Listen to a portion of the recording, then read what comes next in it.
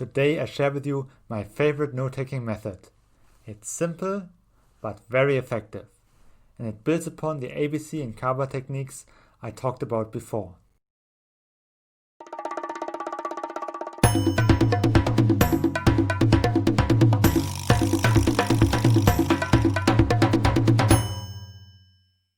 Let's take the normal version of the ABC list.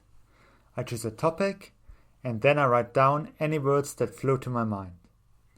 If the topic is thinking, I might write down lists at L, tools at T, and knowledge web at K. If you were to ask me, what do I mean by knowledge web? It will immediately start to pour out. I can tell you about how in order to produce great ideas you need to know a lot, that we can go from any part of our knowledge to any other part by following chains of association, that an association is a connection between ideas based on similarities in meaning or shape, that in order to produce great ideas we need great stimuli, and so on and so on and so on. In other words, I have lots of information in my mind represented by a single word. But if necessary, I can expand that word into a mini lecture or more. When we read a text or listening to a talk, on the other hand, the information is already out there. What we're trying to do is to summarize the information in such a way that when we see it again later, we can reconstruct the essence of that information. To create an ABC or CaWa-Active, we start with the alphabet on the left or keyword in the center, just as we would normally.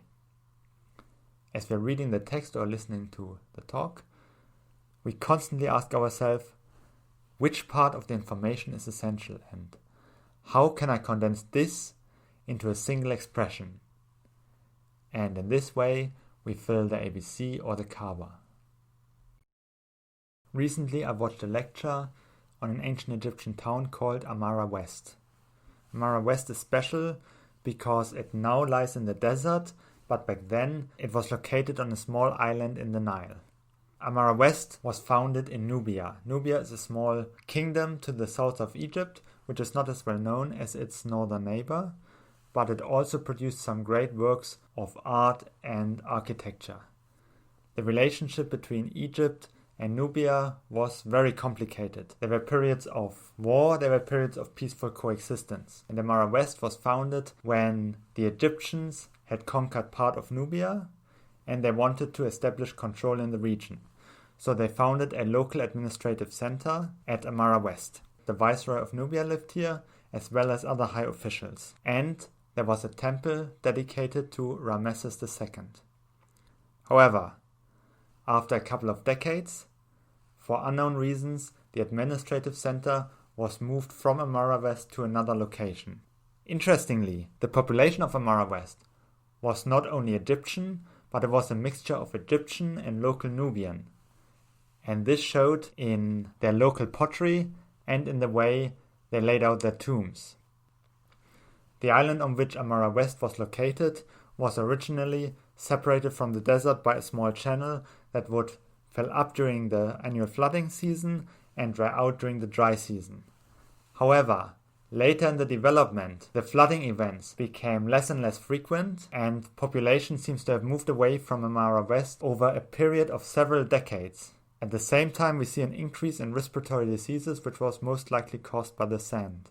After about 200 years of occupation, Amara West was finally given up for good. But the town still retained a high status in the local population, and the cemetery continued to be used for at least 300 more years. Using the ABC-active technique, I condensed down the information into the words ancestral burial ground, flooding events, local hybrid style, population few hundreds, respiratory diseases, temple, and viceroy. Actually, I wrote down many more words because the lecture went into much more detail, but these are the words I used to reconstruct the gist of the information I just presented. Can it really be that simple? Don't you lose a lot of information? Won't you forget why you wrote down a word? Surprisingly, our minds are really good at reconstructing information from just a few clues. But in order to increase our chances of success, there are few additional activities we can do. Before we start, we can prime our brains in one of two ways. Either we construct a normal ABC list or CaWa in order to pre-activate the relevant connections in our mind. Or, if it is a written text, we can skim through it and already note down some of the keywords that stand out to us. While reading, I sometimes copy and annotate a graphic or an equation, or I put a confusing passage into my own words. Finally, and this is the most important part, we should actively engage with our notes at least once after we've written them down. I don't advocate mindless memorization, but there are a few tools that can help us to think through the material. If you constructed a CaWa-Active, you can color it and add cargas to it. You can always go through your words and rank them according to how essential they are to the topic. You can take your words and you can categorize them. Or you can take a few important words and tell the gist of the information to yourself or to somebody else. And that's how you create ABC and CaWa-actives.